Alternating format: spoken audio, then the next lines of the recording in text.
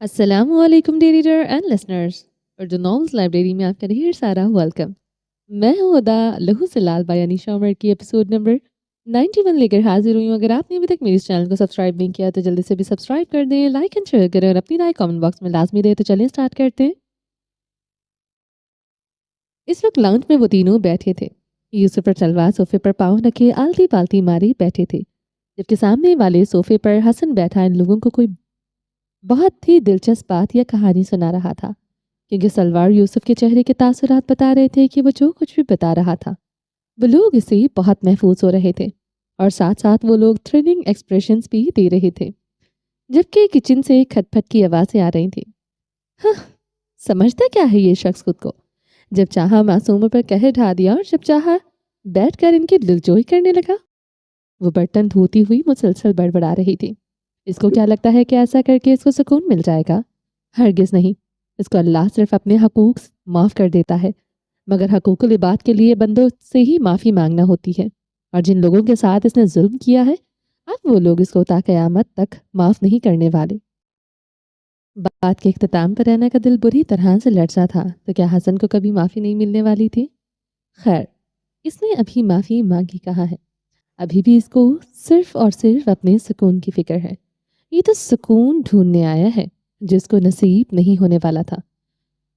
इन्होंने किनारे नम आंखों के किनारे नम हो रहे थे और दिल बुरी तरह लरस रहा था, मगर जुबान जहर उगल रही थी।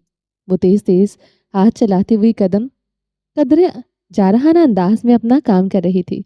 बर्तन इतनी जोर से टोकरी में पटकती थी कि बाहर बैठा शख्स मुड़कर देखने पर मजबूर हो जाता था। वो बातें वो तो बच्चों से कर रहा था, मगर ध्यान बार बार इस आग के गोले की जानिब जा रहा था जो इस वक्त आतिशफशां बना हुआ था, और हसन को डर था कि वो इस पर ही ना फट जाए। इसलिए वो अपनी धीमी आवाज़ रखे हुए था कि कम से कम तैश दिलाया जाए। अच्छा, तो फिर क्या हुआ? यूसुफ ने अपना गोल मटोल सा चेहरा दोनों हाथों में गिराकर बड़ी दिलचस्पी से पूछा था। फिर क्या? शहजादी बहुत ही कोई ठीक नस्ल की थी। शहजादी को घर से बाहर निकाल दिया, वो निहायत मजलूमियत से बोला था। वैसे अच्छा अच्छा ही किया शहजादी ने। शहजादे के साथ होना भी ऐसा ही चाहिए था। इसको किसने कहा था कि शहजादी का दिल दुखाए? सलवा ने तासुब पर हकारत से सर छटका तो हसन की आंखें फैल गई थी। देखो, छोटी लड़की। इसने उंगली खड़ी की। सलवा बिनते अब्दुल्ला। इसने अपना नाम दोहराया। छोटी लड़की। शहजादे को नहीं पता था ना, वो अनजान था। इसने अपनी बात जारी रखी। क्यों शहजादा क्या दूध पीता बच्चा था? क्या इसकी अम्मू ने इसको नहीं सिखाया था कि गलत क्या होता है और सही क्या? सलवा ने नाक फुलाई। हसन के गले में गिल्टी उभर कर मातूम हुई। वो इसकी अम्मू इस दुनिया में नहीं थी। इसके लहजे में कर्ब सा था। वो क्या मेरे जितना था जब इसकी अम्मू इसको छोड़कर चली गई? यूसुफ ने अपने गोल गोल आंखें मटकाई तो हसन का दिल मजीद किसी ने मुट्ठी में लिया था। वो इसको अब तो इसके लिए सांस लेना मुहाल हो रहा था। वो गजा के बच्चे थे। वो इनको अपनी जस्टिफिकेशन से कायल नहीं कर सकता था। नहीं, मेरा मतलब है कि शहजादा। हसन बुरी तरह हड़बड़ाया। वो थोड़ा बड़ा था जब इसकी अम्मू उसको छोड़कर गई थी। इसने थूक निकला, कितना बड़ा? यूसुफ सोफे पर उठकर खड़ा हुआ और हाथ हवा में बुलंद किया। क्या इतना बड़ा था? इसने हाथ के इशारे से शहजादे का कद बताने की कोशिश की। हसन ने एक नज़र खुद को देखा, अपना लंबा चौड़ा जिस्म देखा जो यूसुफ के बताए कद से भी बड़ा था, इससे थोड़ा बड़ा। इसने जब्त का घून पीते हुए बताया। क्या इतना बड़ा? अब की बार सलवा सोफे पर खड़ी हुई और कद पूछा। हसन का बस नहीं चल रहा था कि जमीन फटे और इसमें समा जाए। काश कि वो वहां से गायब हो सकता। काश। इसने दिल शिद्दत से ख्वाहिश की थी। वो इन छोटे छोटे बच्चों के मासूम सवालों के सामने बेबस था। आज सारी वजाहतें जैसे दम तोड़ रही थी। वो इतना छोटा नहीं था, वो बड़ा था। वो एक नौजवान था जिसको सही गलत का इल्म था, मगर फिर भी इसने बस अपना गुस्सा निकालने के लिए गलत रास्ता चुना। इसको लगा कि बस पावर हासिल करके ही इंसान की बका मुमकिन है। अगर तुम्हें जीना है तो दूसरों को मारना होगा। अगर तुम्हें आगे बढ़ना है तो अपने हरीफों को कुचलना होगा। इसने बस यही सोचा था। इसकी सोचें इतनी मनफी होंगी हो गई थी कि सही गलत की पहचान भूल गया था। इसको अंदाजा ही ना हुआ कि जिन्होंने इसके साथ गलत किया था वो तो ख़त्म हो चुके थे। तो फिर वो बस वो किस पर अपना गुस्सा निकालता रहा था? ये ताकत का हुसूल और इसकी तमन्ना एक अंधे भैंसे की मानिंद होती है। ये नहीं देख पाती कि रास्ते में कौन है और कौन नहीं। जिसके सर पर बस पावर का नशा होता है वो इसको बस खुद गर्जी की लाली नजर आती है। फिर ख्वाह सामने कोई मजलूम हो, ख्वाह इसका अपना हो, इसको नजर नहीं आता। बस वो टकरा जाता है और मुकाबले को ख़त्म करके इसके सीने पर चढ़कर अपनी फतह का जश्न मनाता है। सलवा यूसुफ, किचन से आवाज़ आई। वो दोनों मतवज्जा हुए। ऐना किचन के दरवाजे में खड़ी हाथ पहुंच रही थी। इसने एक कहर भरी निगाह हसन पर डाली जो कि इसको देखकर कमाल डिटाई से मुस्कुराया था। जाकर सो जाओ, इसने इन दोनों से कहा तो इन्होंने हसन की जानिब देखा। मेरी फिक्र न करो, मैं यहाँ सोफे पर आराम से सो सकता हूँ। हसन ने बच्चों की फिक्रमंदी समझते हुए फौरन हल पेश किया। ऐना के माथे पर बल पड़े और लब भींच गए। वो तनफन करते ही इसके पास आए। मिस्टर किरदावी। जी मिसेस किरदावी। वो इसी ढिठाई से मुस्कुराते हुए बोला तो ऐना का पारा हाई हुआ। सलवा और यूसुफ आंखें मटका मटका कर इन दोनों को देख रहे थे। Shut up. ऐना मुठियां भींच गई। ओके। ऐना का बस नहीं चल रहा था कि कोई चीज़ उठाकर इसका सर फाड़ दे। वो जब्त की इम्तहा पर थे। अब आप जा सकते हैं, वो दांत खींचे हुए ही बोली थी। हसन ने बेचारगी से इसकी जानिब देखा। दरवाज़ा खुला है, मुझे सोने से पहले लॉक करना है। बेहतर होगा कि अब आप जाएं। इसने दरवाजे की जानिब इशारा किया। वो मसलूमियत सजाए उठ खड़ा हुआ। ऐना, वो मेहमान है। सलवा ने ऐना की घूरी को समझते हुए बात बमुश्किल मुकम्मल की। गैरों को अपने खैमे में नहीं रखते सलवा मेरी जान, इसने मुस्कुराकर सलवा से कहा तो हसन का मुंह खुल गया। वरना तुम जानती हो ना कि वो लोग क्या करते हैं। ऐना ने से आंखें मटकाई। हसन कभी ऐना को देखता तो कभी सलवा को, जो कि मुकम्मल तौर पर ऐना की जानिब मतवज्जा थी। हाँ, फिर वो लोग हमारे घरों पर, हमारे खैमों पर, हमारी ज़मीनों पर कब्जा कर लेते हैं और हम पर बम गिराते हैं। वो अचानक से खौफजदा हुई। हसन ने थूक निकला और सामने खड़ी ऐना को देखा। ऐना ने रुख मोड़कर सामने खड़े हसन को देखकर एक गर्दन एक जानिब गिराई। जवाब मिल गया आपको मिस्टर किरदावी? वो तंसिया मुस्कुराई। हसन को ऐना में एक पल के लिए अपना अक्स नजर आया। वो सलवा को इस तरह मैनिपुलेट कर रही थी जैसे आज तक हसन लोगों को करता आया था। तुम तुम मुझे इन लोगों से मिला रही हो? हसन का दिल एक पल के लिए बंद हुआ था। कोई फर्क है? ऐना की मुस्कुराहट में कमी नहीं आई थी और हसन को इस दुनिया का सबसे खतरनाक जहर इस वक्त ऐना के लबों पर सजी इसकी मुस्कुराहट की सूरत में नजर आया था। हसन को लगा कि इस पर तौबा का हर दरवाज़ा बंद हो चुका है। इसके दिल की स्याही शायद कभी नहीं छटने वाली थी। जो उसने किया था इसका अजाला नामुमकिन था। वो अब सजीन में फेंक दिया जाएगा। वो भेड़िया हसन को अपनी जानिब पूरी रफ्तार से बढ़ता हुआ महसूस हुआ। इसको लगा कि जैसे अगले ही पल वो भेड़िया हसन को चीर फाड़ कर रख देगा और इसका दिल निकाल कर चबा डालेगा। खौफ, बेबसी और गैर यकीनी ने इसको चारों तरफ घेर लिया था और वो किसी गहरी खाई में गिर चुका था जहां से निकालने वाला कोई हाथ मौजूद न था। वो मुसलसल गिरता जा रहा था तारीकियों में। ऐना, वो बमुश्किल इसको पुकार पाया था। ऐना, वो बमुश्किल इसको पुकार पाया। दरवाज़ा इस जानिब से है। ऐना ने हाथ से इशारा किया। सलवा ने बुझी आंखों से हसन को देखा। वो इन दोनों पर एक निगाह डालता खामोशी से बाहर चला गया। ऐना ने दरवाज़ा बंद किया। वो वापस आकर यूसुफ और सलवा को सुलाने चली गई। वो बाहर कुछ देर खड़ा रहा, फिर यूं ही चक्कर लगाने निकल पड़ा क्योंकि नींद तो आनी नहीं थी। वो नमाज अदा करके उठा। इसका रुख अब दोबारा अस्पताल की जानिब था। क़याम कुरैशी अभी तक इशा पढ़कर दुआ मांग रहे थे कि जबकि इब्राहिम वापस आ गया। वो आकर अपनी मखसूस नशिस्त पर बैठा। कुछ पल यूं ही अजियत की नज़र हो गई। वो मुसलसल बेचैनी से दरवाजे को तक रहा था और फिर आखिरकार वो लम्हा आया जिसका इसको बेताबी से इंतज़ार था और इसको जितना इस लम्हे का इंतज़ार था इतना ही इस लम्हे से वो भागना चाहता था। ये लम्हा वक्त की ऐसी कैद थी जिससे रिहाई मुमकिन न थी और वो इसमें दाखिल भी होना चाहता था। ऑपरेशन थिएटर की लाइट ऑफ हुई तो वो बर्क रफ्तारी से उठकर आगे बढ़ा। दरवाज़ा खुला और सर्जन बाहर निकले। ابراہیم کا حلق خشک تھا، اتنا کہ اس کے حلق سے اپنی بیوی کی خیریت معلوم کرنے کے لیے بھی الفاظ نہیں نکل پا رہے تھے۔ اس کو نہیں معلوم تھا کہ وہ سانس لے پا رہا ہے یا نہیں۔ وہ دل تھا کہ اس کی سمجھ سے باہر تھا، کبھی یوں دھڑکتا کہ سینے کی دیواروں سے ٹکرانے لگتا اور کبھی یوں چھپ ہو کر بیٹھ جاتا تاکہ مانو ابھی زندگی ختم ہو جائے گی۔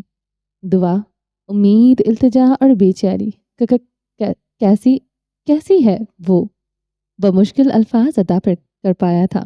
ڈاکٹر کے نے کچھ کہنے کی بجائے اس کے کندھے پر ہاتھ رکھ کر زور سے دبایا۔ ابراہیم نے ڈاکٹر کا ہاتھ دیکھا، وہ ایک مسیحا کا ہاتھ تھا جو اس وقت ابراہیم کو تسلی دینا چاہتا تھا، مگر ابراہیم کو تسلی نہیں چاہیے تھی۔ اس کو تو اس چھوٹی سی جان کی زندگی چاہیے تھی جس کے بغیر اب اس کو یہ دنیا خالی لگنے لگی تھی۔ اگر گرافٹنگ کر دی گئی ہے اور مجھے نہیں لگتا کہ مزید گرافٹنگ کی ضرورت پڑے گی، ڈاکٹر نے کہا تو ابراہیم نے پھٹی پھٹی آنکھوں سے اس کو دیکھا۔ وہ ہلکا سا مسکرا دیا اور اس بات میں سر ہلایا، مزید آپریشنز کی ضرورت نہیں ہے اور ریکور ہو جائیں گی۔ الفاظ شفا ہوا کرتے ہیں۔ آج ابراہیم ہچکولے کھاتے، غمگین، بیمار اور لاچار دل کو شفا ملی تھی۔ کیا میں دیکھ سکتا ہوں؟ اس نے خود کو کہتے سنا۔ ابھی اگلے 24 گھنٹے ان کو آئی سی یو میں رکھیں گے، اس کے بعد کنڈیشن کے حساب سے ہی روم میں شفٹ کریں گے۔ آپ تسلی رکھیں، ڈاکٹر نے مسکرا کر اس کے کندھے پر دباؤ بڑھایا۔ ابراہیم کی آنکھوں کے کنارے نم ہوئے، مگر اس کا دل اس وقت سجدہ ریز تھا۔ وہ شکر ادا کر رہا تھا۔ رات کے سائے ہر سو پھیل رہے تھے۔ اس وقت ایک پہاڑ کی چوٹی پر دوہرا ہوا کھڑا تھا۔ اس کے چھوٹے سے ہاتھ میں کسی کا ہاتھ تھا، وہ اس کو اوپر کھینچ رہا تھا، غالباً کوئی اس چوٹی سے نیچے گر رہا تھا۔ پریٹی لیڈی، ہولڈ آن، میں آپ کو گرنے نہیں دوں گا۔ اس نے اس ہاتھ کو مضبوطی سے تھام رکھا تھا۔ ایک پتھر اس سے کوہنی سے ٹکرا کر اچھل گئی تھی۔ اس کا بازو لہو لہان ہوا تھا، جس کے باعث خون نکل کر اس لڑکی کے چہرے پر گر رہا تھا، جس وقت چوٹی سے نیچے لٹک رہی تھی۔ Pretty lady, please hold on, وہ ملتجی انداز میں پکارتا ہوا مسلسل اس ہاتھ کو اوپر کھینچ رہا تھا، مگر وہ لڑکی تھی کہ اس کا ہاتھ ساتھ نہیں دے پا رہی تھی۔ وہ بس نیچے گرنے کو تیار تھی۔ پریٹی لیڈی، وہ پوری قوت سے چلایا تھا۔ مرجان، میرے بھائی، کیا ہوا؟ نیم تاریک کمرے میں اس کو کسی کی آوازیں سنائی دے رہی تھی، مگر وہ اس چوٹی سے ہٹ نہیں پا رہا تھا۔ اس کو محسوس ہو رہا تھا کہ اس کو کوئی پکار رہا تھا۔ اس نے مڑ کر دیکھا تو یاقوت کھڑا اس کو پکار رہا تھا۔ اس نے پلٹ کر دیکھا تو اس کے ہاتھ سے وہ ہاتھ پھسل رہا تھا۔ نو پلیز نو، وہ گڑ گڑایا۔ ماما کی طرح نہیں، پلیز پلیز پریٹی لیڈی، ماما کی طرح نہیں، وہ پوری قوت سے چلایا۔ مرجان، یاقوت نے اس کو کندھوں سے پکڑ کر جھنجھوڑا تو مرجان نے آنکھیں کھول دی۔ اس کا پورا وجود لرز رہا تھا، وہ پسینے میں نہا چکا تھا۔ مرجان، یاقوت نے سائیڈ لیمپ آن کیا اور اس کو کندھوں سے تھاما۔ مرجان نے یاقوت کو دیکھا جو کہ پریشانی سے اسی کو دیکھ رہا تھا۔ دل میں آج شدت سے درد اٹھا تھا اور حلق میں کانٹے اگائے تھے۔ اس کو آج اجازت درکار تھی، مگر ابراہیم وہاں موجود نہیں تھا۔ یاقوت نے مرجان کو کندھوں سے پکڑ کر بٹھایا اور پانی لینے اٹھنے لگا، مگر مرجان نے اس کا ہاتھ پکڑ لیا۔ وہ وہیں بیٹھ گیا۔ کین آئی کرائے؟ اس نے یاقوت کی جانب ملتجی نگاہوں سے دیکھا۔ یاقوت نے بے بسی سے مرجان کو دیکھا۔ وہ لوگ آج پھر سے اسی مقام پر آ کھڑے ہوئے تھے، مگر یاقوت نے بنا کچھ کہے آگے بڑھ کر گھٹنوں کے بل بیٹھ کر مرجان کو گلے لگایا۔ یو ڈونٹ نیڈ پرمیشن مرجان، اس نے کہتے ہوئے مرجان کی پیٹھ سہلائی۔ کچھ دیر بعد مرجان کی سسکیاں گونجی جو ہچکیوں اور بلاخر بلند چیخوں میں تبدیل ہو گئی تھی۔ یاقوت اس کو اپنے ساتھ لگائے اس کی پیٹھ سہلا رہا تھا۔ منال جو کہ لاؤنج میں اس وقت فون سن رہی تھی، ان کے چہرے کے تاثرات بتا رہے تھے کہ کوئی اچھی خبر ہے، مگر جیسے ہی ان کو اوپر سے چیخوں کی آواز سنائی دی تو وہ فون بند کرتی فوراً اوپر آئی تھی۔ کمرے کا دروازہ کھولا تو سامنے یاقوت کے گلے لگا ہوا مرجان بلند آواز میں رو رہا تھا۔ مرجان میرے لال، منال نے قریب جا کر مرجان کو سینے سے لگایا۔ یاقوت اپنی جگہ سے اٹھ کھڑا ہوا۔ منال، مرجان نے دبے دبے سے انداز میں ان کو پکارا۔ جی میری جان، منال نے اس کے سیاہ بالوں میں انگلیاں چلائیں۔ منال، پریٹی لیڈی، وہ میرے ہاتھ سے چھوٹ گئی، وہ نیچے گر گئی، میں ان کو بچا نہیں سکا۔ وہ اپنے خواب کو ٹوٹے پھوٹے الفاظ میں بیان کرنے کی کوشش کر رہا تھا۔ نہیں مرجان، وہ ٹھیک ہے۔ انہوں نے اس کو اپنے اندر مزید کھینچا۔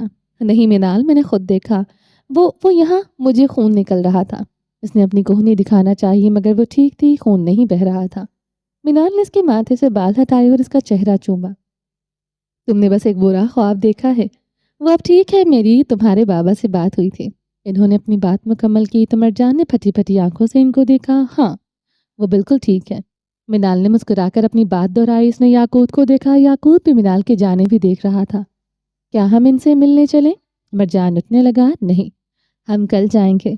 तुम्हारे बाबा ने कहा है मरजान से कहो अपनी नींद पूरी करे, फिर वो तुम लोगों को कल लेकर जाएंगे अस्पताल। इनकी बात सुनकर मरजान ने दोनों हाथ से अपना चेहरा साफ किया। इसने अपने हाथों की पुश से अपने गाल साफ किए और मुस्कुराया। सुना याकूत, वो ठीक है। वो अपनी खुशी याकूत से बांट रहा था। याकूत भी मुस्कुरा दिया। हाँ, वो ठीक है। वो दोनों भाई दोबारा से खिल उठे। मिनाल ने इन दोनों को साथ लगाया। वो ठीक है, क्योंकि वो जीना चाहती थी। वो तुम लोगों के लिए लौट आई है। वो तुम लोगों से मोहब्बत करती है, इसलिए वो ठीक है, क्योंकि मोहब्बत जिंदगी देती है। इन्होंने नरमी से इन दोनों के सर पर अपनी गोद में रख दिए। वो लोग एक ही बेड पर दराज हो गए। वो इस वक्त अस्पताल की राहदारी में खड़ा था। फोन बंद करके जेब में रखकर पलटा। सामने से ख़याम कुरैशी आते दिखाई दिए। वो न जाने क्यों अपनी जगह पर ही जम गया था। कितने लम्हे से आकर गुजर गए थे। इसको आज ख़याम कुरैशी बहुत बूढ़े, थके और लाखर नजर आए थे। वो चलते तो ज़रा सा गम खाते थे। औलाद का गम इंसान की कमर तोड़ देता है, और ख़याम कुरैशी की कमर टूट चुकी थी। इब्राहिम के दिल में कुछ टूट सा गया था। काश ये सब न हुआ होता। एक बार फिर से वो मलाल, वही पछतावा, वही कर। वो चलते हुए इसके पास आए और मलतीजी निगाहों से इसकी जानिब देखा। इब्राहिम के लब बेख्तियार कपकपाए थे, मगर इसने अपने लबों को बाहम पेवस करके खुद पर जब्त पाने की एक आखिरी भरपूर कोशिश की थी। हलक से जब्त का घूंट नीचे उतरा। ठीक है, वो इसने खुद को कहते सुना। ख़याम कुरैशी की बूढ़ी आंखें बेख्तियार आसमान की जानिब उठी थीं। वह एक निगाह थी, एक खामोश तश्कर की निगाह। इब्राहिम मजीद इनका सामना नहीं कर सकता था, सो वहां से लंबे लंबे डाक भरता बाहर निकल गया। सुफियान गोरसी इसको बैरूनी दरवाजे पर मिले। वो इससे मिलकर अंदर आए तो ख़याम कुरैशी बमुश्किल कदम उठाते बेंच की जानिब जा रहे थे। सुफियान ने इनका हाथ थाम लिया, इनको सहारा देकर बिठाया। वो दोनों दोस्त थे, हमसाए थे, और आज अपनी अपनी औलाद के गम में निढाल नजर आते थे। इनका गम मुश्तरक था। इनके लिए इन दोनों ने ही एक दूसरे को वो कंधा मैसर कर दिया था जिन पर वो दोनों अपना अपना गम बहा सकते थे। वो दोनों आज एक दूसरे के साथ थे। बूढ़े हाथों में बूढ़े लरसते हुए हाथ थे। वो बूढ़े हाथ किसी मजबूत सहारे से कम न थे। सुफियान, ख़याम ने हाथ जोड़ दिए। वो न जाने अब तक कितनी बार इनसे माफ़ी मांग चुके थे। सुफियान, ख़याम ने हाथ जोड़ दिए। वो न जाने अब तक कितनी बार इनसे माफ़ी मांग चुके थे। सुफियान ने इनके हाथ थाम लिए। मेरी बेटी को कभी बद्दुआ मत देना। इनकी आवाज़ लरसी। ख़याम, वो लड़की हमारी ज़िंदगियों में खुशियाँ लेकर आई है।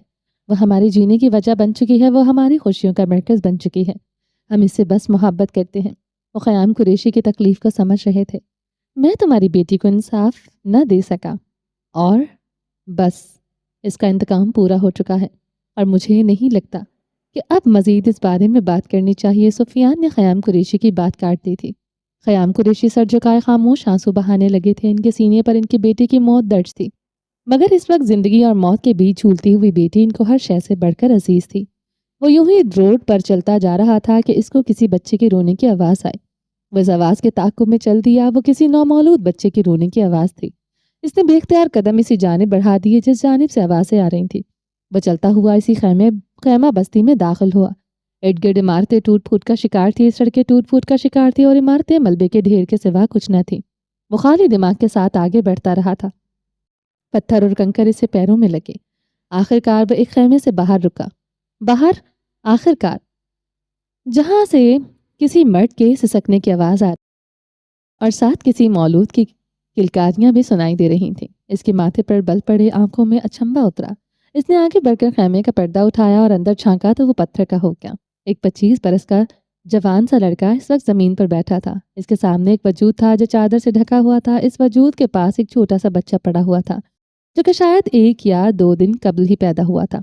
वो शीर ख्वार रो रहा था, और वो लड़का घुटनों पर बैठा इस वजूद के पास बैठा अपने मुंह पर हाथ रख के अपनी हिचकियां दबाने की नाकाम सी कोशिश कर रहा था। ईमान, मेरा दिल तुम्हारे लिए गमगीन है। मुझे तुम्हारे बिना सांस नहीं आ रही। हमारी पहली खुशी की जानिब देखो। کیا یہ تمہارے اندر زندگی نہیں بھر سکتی؟ حسن کے قدم وہیں جم چکے تھے۔ وہ ہلنا چاہتا تھا، وہ وہاں سے بھاگ جانا چاہتا تھا، مگر اس کے قدموں نے پلٹنے سے انکار کر دیا۔ وہ قید ہو چکا تھا، وہ اس لمحے قید ہو گیا تھا۔ کسی نامعلوم طاقت نے اس کے قدموں کو وہیں جکڑ لیا تھا۔ وہ ہل تک نہیں پا رہا تھا۔ اس لڑکے نے روتے روتے مڑ کر دیکھا تو حسن وہیں کھڑا تھا۔ اس نے ایک نگاہ حسن پر ڈالی اور دوبارہ سر جھکائے بیٹھ گیا۔ ایمان، لوگ آئیں گے، تعزیت کریں گے، میرا غم بانٹیں گے، مگر ایمان میری خوشیاں بس تم سے وابستہ ہیں۔ اگر تم نہیں رہی تو میں بھی ختم ہو چکا ہوں۔ ہمارا بیٹا تمہارے بنا کیسے جیے گا ایمان؟ وہ سسک رہا تھا، مدھم آواز میں وہ اس بے جان وجود سے ہم کلام تھا۔ حسن نے اپنے قدموں کو گھسیٹا اور آگے بڑھایا۔ اس نے ان دونوں باپ بیٹے اور ایک نظر اسے دیکھا۔ وہ اس لڑکے کے کندھے پر ہاتھ رکھا اور پھر پاس ہی بیٹھ گیا۔ وہ کچھ نہیں بولا تھا، بس خاموشی سے بیٹھا رہا تھا۔ اس کے پاس تسلی کا کوئی بول نہ تھا، سو وہ خاموش رہ گیا تھا۔ کیا ہم لوگ ایسے ہی مرتے رہیں گے؟ کیا مائیں دواؤں اور خوراک کی قلت سے یوں ہی اپنے نومولود بچوں کو چھوڑ کر جاتی رہیں گی؟ کیا ہمارے نونہال یوں ہی اپنی ماؤں کے لمس کو ترستے رہیں گے؟ وہ گڑ گڑاتے ہوئے سوال کر رہا تھا۔ ہر سوال کے ساتھ حسن کے وجود میں ایک کیل ٹھونک رہا تھا۔ حسن کا پورا بدن لہو لہان تھا، مگر وہ لہو دیکھا نہیں جا سکتا تھا۔ وہ ملال کا لہو تھا، وہ پچھتاوے کی سرخی تھی، وہ بے بسی کی سیاہی تھی جو لہو اس میں رچ بس گئی تھی۔ ہمارے معصوم بچے یوں ہی تڑپ تڑپ کر جانے دیتے رہیں گے؟ کیا کسی کو ہم نظر نہیں آئیں گے؟ کیا کوئی ہماری مدد کے لیے آئے گا؟ اب وہ لڑکا آسمان کی جانب دیکھ رہا تھا۔ حسن کے لیے وہاں ایک لمحہ رکنا بھی محال تھا۔ وہ اٹھ کھڑا ہوا تو وہ لڑکا کرب سے ہنس دیا۔ تم لوگ تو سن نہیں سکتے جو ہم لوگ ہر روز سہتے ہیں۔ اس کے جملے نے حسن کے بدن سے سارا خون نچوڑ لیا تھا۔ اس کو یہ حیرت تھی کہ اس کا دل کیوں نہیں پھٹا تھا اب تک۔ تو کیا واقعی اس کے سینے سے دل نامی چڑیا اڑ گئی تھی؟ کیا واقعی وہاں بس ایک پتھر موجود تھا؟ حسن نے قدم واپس کھینچے۔ وہ وہاں سے نکل آیا۔ اس کی سانس پھول رہی تھی، سر میں ایک ٹیس اٹھی تھی جس نے اس کی بینائی سلب کر لی، مگر وہ چلتا جا رہا تھا۔ وہ ملبے کے ٹکڑوں سے ٹکرا کر کئی بار لڑکھڑایا، مگر وہ چلتا گیا۔ اس کو رکنا نہیں تھا۔ اگر وہ رک جاتا تو کسی معلوم قوم کی مانند پتھر کا ہو جاتا۔ وہ آخر کار اس کے دروازے پر پہنچا۔ اس نے دروازے پر ہاتھ رکھا، مگر دستک نہیں تھی۔ اس کی سانس پھولی ہوئی تھی اور سر میں اٹھتی تیسیں اس کی جان نکال رہی تھی۔ وہ یوں ہی دوہرا ہو کر اس کی دہلیز پر کھڑا رہا تھا۔ کچھ دیر سانس بحال کرنے کے بعد وہ کچھ فاصلے پر کھڑی اپنی گاڑی کی جانب بڑھا۔ ڈیش بورڈ پر پڑی ایک ڈبی اٹھائی، 2 گولیاں نکال کر نگل لیں اور گاڑی کا دروازہ بند کرتا پلٹ آیا۔ اس نے دروازے سے ٹیک لگائی اور زمین پر ہی بیٹھتا چلا گیا۔ رات چھا رہی تھی، مگر حسن کے دل پر جمی سیاہی کٹ رہی تھی۔ وہاں روشنی اپنی جگہ بنا رہی تھی، مگر وہ اس بات سے انجان تھا، اس لیے کرب سے 2-4 تھا۔ مگر جب تک اللہ نہ چاہے تب تک تو ملال بھی دل میں اپنی جگہ نہیں بنا پاتا۔ اگر حسن کے دل میں ملال نے جگہ بنائی تھی تو عرش پر کہیں نہ کہیں اس کا ذکر ہوا تھا، اسی لیے اس کے دل کی سیاہی چھٹنے لگی تھی۔ رات کے 10 بج رہے تھے۔ تائی جان سونے کے لیے جا چکی تھی اور میرال اس وقت دری سہمی سی اپنے کمرے میں موجود تھی، جبکہ تایا جان لاؤنج میں بے چینی سے ٹہل رہے تھے۔ شیراز نے ان کو پولیس کیس کے لیے روک دیا تھا اور اب وہ اس کڈنیپر کی کال کا انتظار کر رہے تھے، مگر دل میں بار بار ہال اٹھ رہے تھے۔ بے اختیار ان کے قدم بیسمنٹ کی جانب اٹھے۔ وہ سگریٹ لبوں میں دبائے لائٹر سے سلگاتے بیسمنٹ میں پہنچے۔ ایک کمرے کا دروازہ کھولا، وہاں کچھ پرانا سامان رکھا ہوا تھا۔ وہ ایک ریک کے پاس پہنچے، ایک فریم اٹھایا اور ہاتھ سے اس پر جمی دھول صاف کی۔ وہ ایک نوجوان جوڑے کی تصویر تھی۔ لڑکی کی گود میں ایک چھوٹی سی بچی تھی جس کی آنکھیں نیلی تھیں۔ جو جواد تایا نے اس بچی کے چہرے کو چھوا۔ مجھے معاف کر دو انعام۔ انہوں نے اپنے بھائی کی تصویر پر ہاتھ پھیرا۔ میں تمہاری بیٹی کی حفاظت کرنے میں ناکام ٹھہرا۔ ان کی آنکھیں نم تھی۔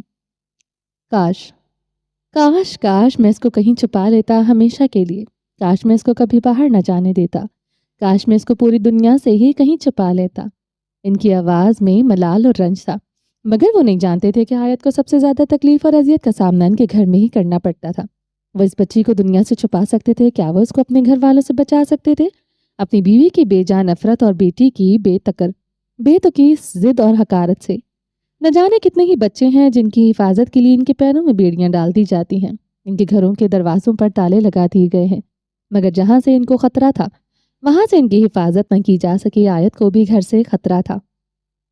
وہ کھڑے تھے کہ ان کے موبائل پر رنگ ہوئی۔ انہوں نے جلدی سے فریم رکھا اور موبائل اٹھایا۔ 20 لاکھ لے کر ماڈل ٹاؤن پہنچ جاؤ۔ मुख्तसर तरीन फ़ोन कॉल।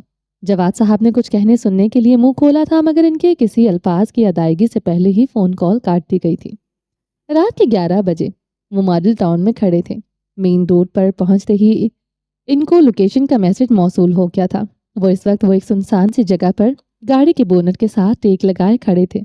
इनके हाथ में एक छोटा सा बैग था जिसमें गालबन रकम थी। जवाद ताया बस इसी बात का शुक्र अदा कर रहे थे कि इन्होंने करोड़ों की डिमांड नहीं की थी। इतने पैसों की डिमांड की थी जो इन्होंने आसानी से अरेंज कर लिए थे। वो कभी घड़ी पर वक्त देते तो कभी बैग पर गिरफ्त मजबूत करते। 10 मिनट बाद वहां से एक गाड़ी आकर रुकी जिसमें वो दो आदमी निकले जिनके चेहरों पर नकाब था। इन्होंने गाड़ी में आयत को निकाला जिसके दोनों हाथ बंधे हुए थे और मुंह पर टेप लगी हुई थी। इसकी नीली आंखें रो रोकर सूज चुकी थी। ताया जान को देखा तो आयत ने एक चीख मारी, मगर टेप की वजह से वो चीख नहीं, वो चीख इसके हलक में ही दम तोड़ गई थी। ये लो और बच्ची को जाने दो। ताया ने आगे बढ़कर दरमियान में बैग रख दिया। वो लोग आयत को लेकर आगे बढ़े। आयत को ताया की जानिब धक्का दिया तो ताया ने फौरन इस मोम की गुड़िया को अपनी आगोश में समो लिया। वो लोग पैसों का बैग उठाकर वहां से चले गए। सब कुछ इतनी आसानी से और बिना किसी आवाज के हुआ कि ताया को यकीन ना आया, मगर इस वक्त इनके सामने आयत थी, इनके भाई की अमानत। इनको इस वक्त आयत के अलावा कुछ भी अजीज ना था। इन्होंने इसको सीने से लगाया, इसके हाथ खोले, इसका मुंह खोला। आयत हिचकियों में रो रही थी। बाबा। इसने आंखें बंद करके अपने बाप को पुकारा तो ताया का दिल कटकर रह गया। गुड़िया, मेरी नीली आंखों वाली मोम की गुड़िया, इधर देखो, मैं हूं ना। इन्होंने इसके आंसू साफ किए। वो मुसलसल हिचकियों में रो रही थी। बाबा कहाँ चले गए? मेरा कोई मुहाफिज नहीं बचा। वो हिचकियों के बीच बोली तो ताया जान की आंखें जो जब्त की शिद्दत से सुर्ख हो रही थी अब खून छलकाने लगी थी। मेरे बाबा मर गए, आयत के बाबा मर गए, सब मर गए, मेरी माँ मर गई, सब मर गए। वो हिचकियों में रोती हुई सब कुछ आज दोहरा रही थी। वो इस कदर खौफजदा हो गई थी कि इसको लगा कि इस दुनिया में इसका कोई बचा ही नहीं। गुड़िया, मैं हूं ना, वो बमुश्किल बोले। आयत ने हिचकी ली और आंसू पोंछे हुए इसको देखा। आप मिराल के बाबा हैं, मुझे मेरी बाबा चाहिए। फिर वो फिर से रो दी। ताया ने इसको अपने साथ लगाया। मेरी गुड़िया डर गई। इन्होंने शफकत से बहलाना चाहा। आयत इनके गले लगकर फूट फूट कर रो दी। मेरी गुड़िया बहादुर है ना, हम लोग तो बस एक गेम खेल रहे थे, तुमने मूवी में देखा था ना। इन्होंने कुछ सोचते हुए कहानी गढ़ी। आयत ने आंखें पोंछते हुए इनको देखा, जिसमें एक प्रिंसेस किडनैप होती है, फिर इसके बाबा इसको बचाने के लिए बहुत सारे पैसे देते हैं। वो मासूमियत से बोली तो ताया ने इस बात में सर हिलाया, मगर इन लोगों ने नहीं बताया कि ये गेम है। वो पता है क्या कह रहे थे? आयत की नीली आंखें फिर से डबडबाने लगी थी। वो कह रहे थे कि अगर तुम्हारे ताया ने पैसे ना दिए तो वो मेरी आंखें निकाल कर मार्केट में बेच देंगे। इस तरह वो मेरे जिस्म का एक एक टुकड़ा काट कर अपने पैसे हासिल करेंगे। वो सहमी हुई थी। ताया ने इसको गोद में उठाया और बोनट पर बिठाया।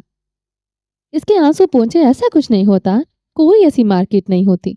वो लोग तो बस तुम्हें डरा रहे थे कि कहीं तुम्हारा सरप्राइज खराब ना हो जाए, कि कहीं तुम्हें शक ना हो जाए कि ये गेम है। क्या वाकई?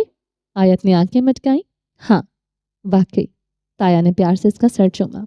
आयत ने सर उठाकर इनका मेहरबान और शफीक सा रूप देखा, मगर अगले ही पल इसका दिल बुझ गया था, क्योंकि कल से वो दोबारा शहर से बाहर जाने वाले थे और आयत एक बार फिर से तन्हा हो जाती। इसका वाहिद हमदर्द इस घर से चला जाता। इसने खिचकी ली। ताया ने इसको उठाकर गाड़ी में बिठाया और चॉकलेट्स का एक पूरा पैकेट इसकी जानिब बढ़ाया। मेरी हैं ये? इसने बेयकीनी से इनको देखा। हाँ, ये सिर्फ और सिर्फ मेरी बेटी की है। इन्होंने गाड़ी स्टार्ट की तो आयत ने उदास होते पैकेट वापस रख दिया। क्या हुआ? वापस क्यों रखा? ताया ने दफ्तन देखा। आपने कहा ये आपकी बेटी यानी मिराल की है। वह सर झुकाए बैठी थी। ताया के दिल में एक अजीब सा दर्द उठा। तुम भी मेरी बेटी हो? मेरी नहीं, मैं बस अपने बाबा की बेटी हूँ। इसने नाक पहुंची जवाब ताया न बोल सके। वो इस वक्त अस्पताल के गेट पर ही था। यूं ही चहलकदमी करता हुआ रोड पर जा निकला। इसने जेब देखी तो खाली थी। सिफा की वजह से सिगरेट की आदत काफी हद तक इसने कम कर दी थी। एक बार तो वो आर्जदगी से मुस्कुराया था। इसको जिंदा रहने की कसम देकर खुद मौत की आगोश में पड़ी थी और हर पल इब्राहिम से इसकी जिंदगी छीन रही थी। वो लड़की सिफाक थी, बेइंतहा सिफाक। इसका इदराक इब्राहिम को कई बार हो चुका था, मगर इस बार ये बात कुछ ज्यादा ही महसूस हुई थी। वो इस वक्त इस अदियत से दो चार था। इसका अंदाजा सिर्फ इसी को था। रोड किनारे अस्पताल के ही एरिया में एक छोटी सी दुकान थी परचून की। اس نے دکان کی جانب قدم بڑھا دی. ایک پیکٹ سگریٹ کا دے دو. اس نے جیب سے والٹ نکالا. کچھ اور چاہیے؟ دکاندار نے بقایا دیتے ہوئے پوچھا. ابراہیم نے نفی میں سر ہلاتے ہوئے بقایا اور سگریٹ کا پیکٹ اٹھا لیا. کچھ فاصلے پر جا کر اس کو یاد آیا کہ اس نے لائٹر نہیں خریدا. وہ پلٹا ہی تھا کہ سامنے کوئی چلتا ہوا آ رہا تھا. ابراہیم چٹک کر وہیں رک گیا. کیسے ہیں آپ؟ عاصم نے اس کی بدحالی سے دیکھ کر پوچھا. ابراہیم ہنس دیا. کیسا لگ رہا ہوں؟ اس نے خود بھی اپنی حالت دیکھی. وہ ٹھیک ہو جائیں گی. عاصم نے ابراہیم کے کندھے پر ہاتھ رکھا. انشاءاللہ وہ ٹھیک ہو جائیں گی. مگر جو وقت میں اس وقت کاٹ رہا ہوں نا، یہ بس میں ہی جانتا ہوں. یہ لمحات بہت دردناک ہے. عاصم، خدا کبھی کسی کو ایسی کشمکش سے دوچار نہ کرے. انسان کے جسم میں جان نہیں ہوتی مگر اس کو چلتے رہنا ہوتا ہے. دل پھٹ گیا ہوتا ہے مگر اس کو جینا پڑتا ہے. دماغ کے شریانوں میں خون نہیں بہہ رہا ہوتا مگر ہمیں اپنے حواسوں پر قائم رہنا پڑتا ہے. ہم منظر سے غائب ہونا چاہتے ہیں مگر ہو نہیں پاتے. وہ کرب سے چور لہجے میں بولا تھا. اس نے لائٹر نکال کر ابراہیم کو دیا. اس نے سگریٹ سلگایا اور یوں ہی رخ موڑ کر کھڑا ہو گیا. عاصم کو ہمیشہ ابراہیم سے بس خوف محسوس ہوا تھا. اس نے ابراہیم کا سب سے خوفناک روپ دیکھ رکھا تھا. ایک ایسا روپ اگر ابراہیم کے اپنے بھی اس روپ کو دیکھ لیتے تو شاید کبھی خوف کے مارے اس کے قریب نہ رہ پاتے. مگر آج عاصم کو سامنے کھڑے اس شخص پر ترس آیا تھا. اس کو رحم آیا تھا اس بدحال اجڑے سے شخص پر. اور عاصم نے اس کی خوشیوں کی سلامتی کی دعا مانگی تھی. وہ اس کو یوں ٹوٹا ہوا نہیں دیکھ سکتا تھا. مجھے آپ کو کچھ بتانا تھا. عاصم نے گہری سانس لیتے ہوئے خود کو ابراہیم کے کرب کے آثار سے نکالا تھا. ابراہیم جو کہ سگریٹ سلگائے کھڑا گہرے گہرے کش لے رہا تھا. بنا اس کی بات پر متوجہ ہوئے سگریٹ پیتا رہا. مگر مجھے لگتا ہے کہ ابھی وقت نہیں ہے. اس نے ابراہیم کا نیم رخ دیکھا. ابراہیم نے اس بات میں سر ہلایا. وہ اس وقت کسی اور چیز کے بارے میں نہیں سوچنا چاہتا تھا. مگر آپ یہ یاد رکھیں کہ جس نے یہ کیا ہے وہ اپنے انجام تک پہنچ جائے گا. عاصم نے ابراہیم کے کندھے پر ہاتھ رکھا تو ابراہیم جھٹکے سے مڑا. کیا مطلب؟ مطلب یہی ہے کہ یہ کوئی حادثہ نہیں تھا. عاصم نے بے بسی سے کہا تو ابراہیم کے ایبرو تن کے. کون ہے وہ؟ ابراہیم کی کن پٹی کی نسیں پھول گئیں. آنکھوں میں سرخی چھلکی تھی. فی الحال آپ یہاں رہیں. حالات بہتر ہونے پر بتا دوں گا. عاصم، مجھے مشورے نہیں چاہیے. وہ دہاڑا. عاصم ایک قدم پیچھے ہٹا. اس کے سامنے ایک بار پھر سے وہی ابراہیم تھا جو خوف اور دہشت کی علامت ہوا کرتا تھا. اس کی آنکھ کھلی تو اس نے خود کو تاری جگہ پر پایا. اس نے ہلنے کی کوشش کی تو اس کو اپنا پورا وجود زنجیروں میں جکڑا ہوا محسوس ہوا. اس نے چیخنا چاہا تو اس کے حلق میں کچھ ٹھونس کر اس کی آواز کو اس نے چھین لیا گیا تھا. اس نے آنکھیں بارہا کھول کر دیکھنا چاہا. تاریکی کے علاوہ اس کو کچھ دکھائی نہ دیا. اس نے کان لگا کر کچھ سننے کی کوشش کی مگر اس کو خاموشی میں رینگتے کیڑوں کی بھنبناہٹ کے علاوہ کچھ سنائی نہ دیا تھا. اگلے ہی پل اس کو اپنے بدن پر کچھ رینگتا ہوا محسوس ہوا. اس کی آنکھیں اول پڑی تھیں. اس نے خود کو چھڑوانے کی بھرپور کوشش کی تھی. آنکھوں میں وحشت ہی وحشت تھی. خوف، تاریکی، بے بسی. کیا کچھ نہیں تھا وہاں. اور پھر مناظر بدلنے لگے. وہ گاڑی میں بیٹھی. چلو ایئرپورٹ پر. اس نے اپنا بیگ سامنے کیا اور اس میں سے ایک موبائل نکالا. آفندی میں یہاں سے نکل گئی ہوں. میرے لیے اتنا کچھ کرنے کا شکریہ. مگر مجھے اب مزید کی طلب نہیں ہے. مجھے اب سکون مل گیا ہے. میرے انتقام نے میرے اندر جلتے لاوا کو بجھا دیا ہے. اس لیے اب میں کبھی کسی کے سامنے نہیں آؤں گی. مگر آفندی، یاد رکھیے گا کہ زہرا نے آپ سے محبت کی تھی. بے پناہ محبت کہ اس کے راستے میں آنے والے کو زہرا نے موت کا لقمہ بنا دیا. میسج سینڈ کر کے اس نے موبائل رکھا اور گاڑی کی کھڑکی سے باہر دیکھنے لگی. عمارتیں، روشنیاں، زندگی، سب کچھ پیچھے چھوٹ گیا تھا. اس نے ایک طویل سفر طے کیا تھا. استنبول سے قاہرہ، قاہرہ سے نیو یارک، نیو یارک سے لاہور، اب لاہور سے استنبول. مگر کیا اس کا یہ سفر ڈرائے گیا؟ کیا یہ سب ایک سراپ تھا؟ اس نے کیا کھویا، کیا پایا؟ کہا جاتا ہے کہ ابلیس نے تکبر کیا مگر اس نے تکبر کے ساتھ ساتھ حسد بھی کیا. جب اللہ نے آدم کا پتلا بنا کر سوکھنے کے لیے رکھ دیا تھا تاکہ وہ سوکھ کر کسی برتن کے مانند آواز پیدا کرے اور اللہ اس میں مناسب وقت پر جان ڈال دے، تو اس وقت ابلیس کے دل میں حسد جاگا تھا. وہ چلتا تو آدم کے پتلے کو ٹھوکر مار کر آگے بڑھتا اور آدم کے اس بے جان پتلے سے ہمیشہ کہا جاتا کہ اگر اللہ نے تمہیں میرے حوالے کیا ہے تو میں تمہیں برباد کر دوں گا اور اگر نہ کیا تو میں تمہارا دشمن ٹھہروں گا. آدم کی باتیں عرش پر ہوتی تھی جس کے باعث ابلیس کو اپنا مقام خطرے میں محسوس ہوتا. غالباً اسی لیے وہ آدم سے بہت پہلے سے نفرت میں مبتلا ہو چکا تھا اور جب سجدوں کا حکم آیا تو اس کا تکبر اور حسد غالب آیا اور وہ آخر کار انسان کا سب سے بڑا دشمن قرار پایا. اس نے صدیوں کی ریاست کے بعد اپنا مقام بنایا. اس نے برسوں اللہ کی مانی تھی، مگر ایک نافرمانی نے اس نے اپنی صدیوں کی ریاست کو گنوا دیا۔ وہ سب کچھ برباد کر بیٹھا۔ اس کا سفر رائے گا۔ کبھی کبھی یہ غلطی ایک خطا سے سب برباد کے ہو جایا کرتا ہے۔ ایک خطا انسان کے برسوں کی ریاست کو کھا جایا کرتی ہے، اور کبھی کبھی ایک نیکی، ایک معافی سب کچھ ٹھیک ہو جایا کرتا ہے۔ یہ سب نیتوں پر منحصر ہے۔ اگر نیت نیک ہو جائے تو حور بننے میں دیر نہیں لگتی، اور اگر نیت بگڑ جائے تو عزازیل سے شیطان بننے میں دیر نہیں لگتی۔ یہ سب قدرت کے راز ہے، یہ قدرت ہی جانتی ہے، مگر اللہ جان لے گا۔ اگر کسی کے دل میں رائی کے دانے جتنی بھی اچھائی ہو، اور اگر کسی کے دل میں رائی کے دانے جتنی بھی برائی ہو۔ چلیں جی، باقی کا نیکسٹ ایپیسوڈ میں کنٹینیو کریں گے۔ امید ہے آپ کو یہ ایپیسوڈ پسند آئی ہوگی۔ اگر آپ نے ابھی تک میرے اس چینل کو سبسکرائب نہیں کیا تو جلدی سے بھی سبسکرائب کر دیں، لائک اینڈ شیئر کریں، اور اپنی رائے کامنٹ باکس میں لازمی دیں۔ اپنا ڈھیر سارا خیال رکھیے گا، دعا میں یاد رکھیے گا۔ ملتے ہیں نیکسٹ ایپیسوڈ کے ساتھ، تب تک کے لیے اللہ حافظ۔